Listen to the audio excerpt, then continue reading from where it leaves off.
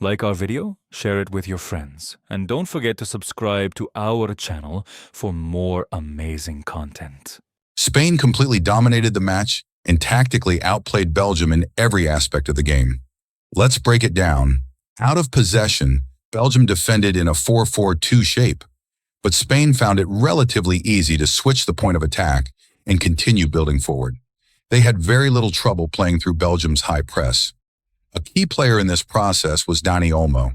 He constantly found pockets of space between the lines, drifted across the pitch, made himself available for passes, turned quickly, switched play to the opposite flank, and suddenly Spain were creating a dangerous attack. Whenever Belgium dropped deeper toward their own goal, one of the two players in the first line of pressure usually fell back into midfield, effectively forming a midfield five. Belgium's shape then looked much more like a 4-5-1.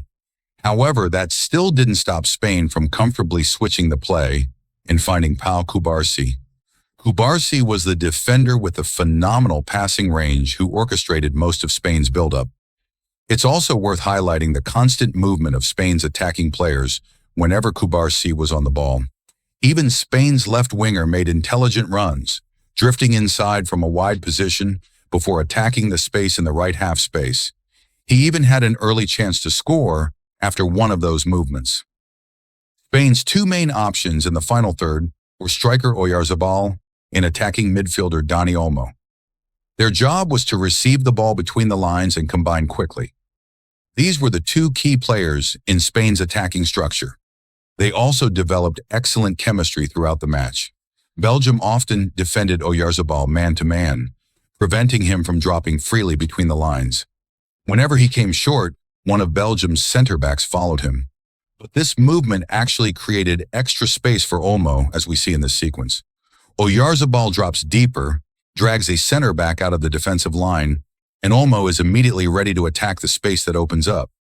It's also important to mention that Ruiz occasionally pushed much higher, which caused Belgium even more defensive problems.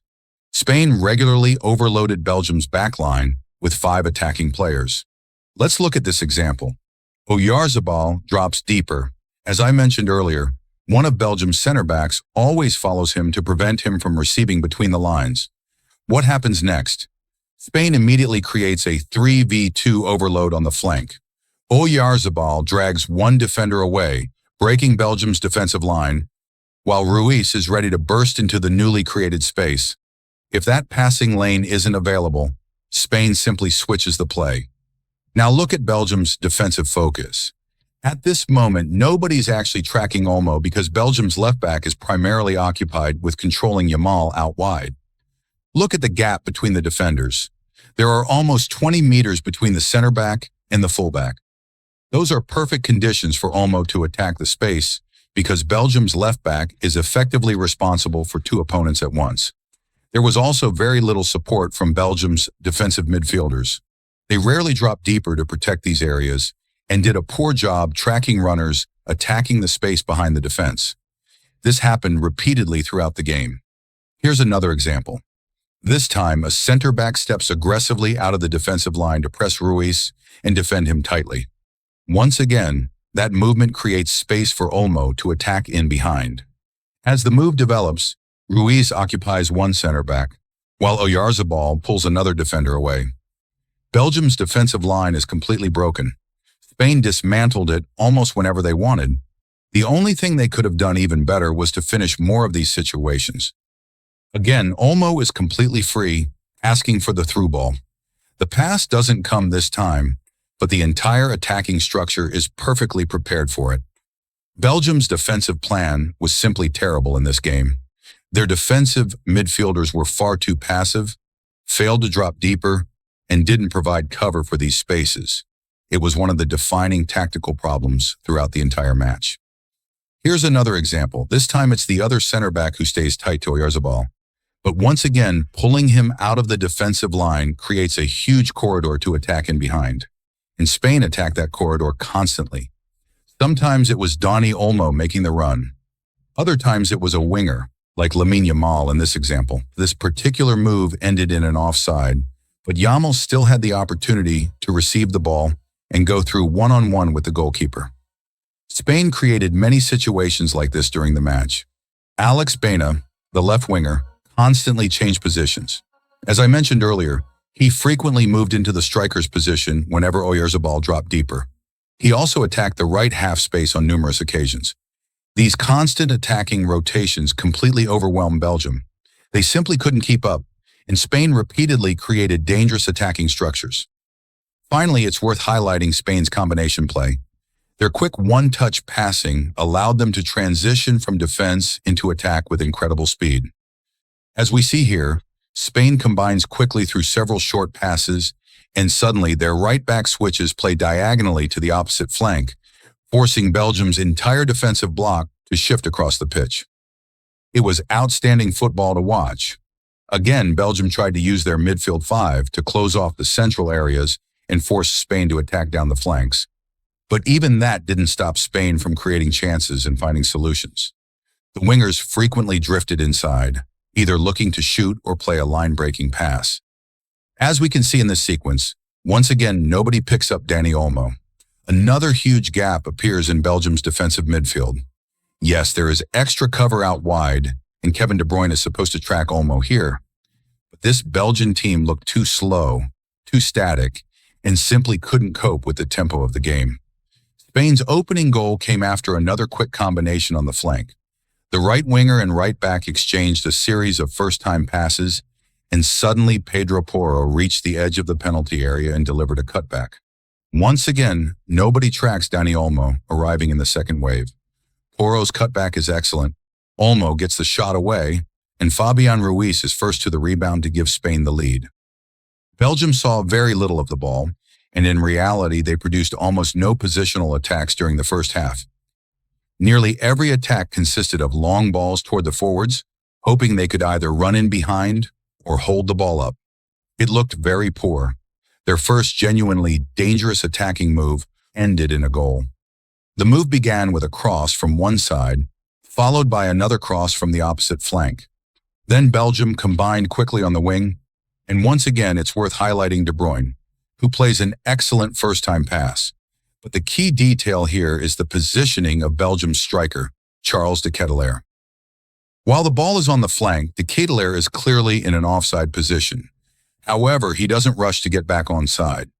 As De Bruyne releases the pass wide and Belgium prepare to cross, watch what de Ketelaere does. He takes several small steps to his right. First, he gets himself back onside. Second, he blocks Pau Kubarsi, making sure Kubarsi can't attack the ball first. It's a brilliant body block, completely within the rules. Now he's onside, he's closer to the ball, then Kubarsi arrives first and scores.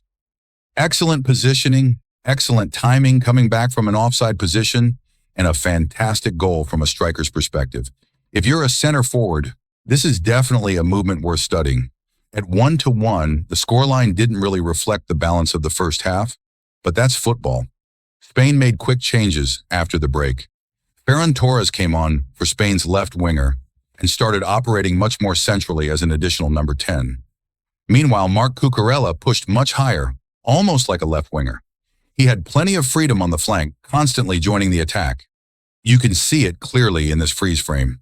Ferran Torres is occupying the space between the lines as another attacking midfielder. Spain are trying to overload the central spaces with Olmo, Torres, and Oyarzabal all combining close together, while the left back stays extremely high and constantly makes vertical runs into the penalty area. As the second half progressed, Belgium's defensive structure completely fell apart. Doku stopped tracking runners consistently, often lost his compact positioning, failed to recover quickly enough, and contributed much less defensively. As a result, Spain's attacking players kept receiving the ball between the lines and immediately looked for through balls behind Belgium's defense. Another key substitution was Mikel Merino, who came on late in the game and essentially played as a center forward. His role was simple: stay inside the box as a target man, attack crosses, compete for second balls, and react first to rebounds. That's exactly what happened for the winning goal. Belgium had dropped extremely deep.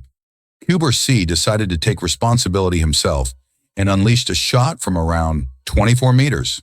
The goalkeeper reacted poorly, spilled the ball instead of holding it, And that's where Marino's striker's instinct came into play. Even though he isn't a natural center forward, he always attacks rebounds, anticipates goalkeeper mistakes, and follows every situation until the very end. That's exactly what he did here. He attacked the loose ball, finished the move, and scored the winner. It was an unfortunate mistake by Belgium's goalkeeper, especially considering Thibaut Courtois had already gone off injured earlier in the match. Overall, though, Spain fully deserved this victory. They were the better team, produced higher quality football, were tactically superior, and played some outstanding attacking football. Now we're set for a fascinating semifinal between France and Spain. Personally, I think one of these two teams will go on to win the World Cup. Leave a like, let me know your thoughts in the comments. Who is your favorite heading into France versus Spain? And subscribe for more in-depth tactical analysis from the World Cup.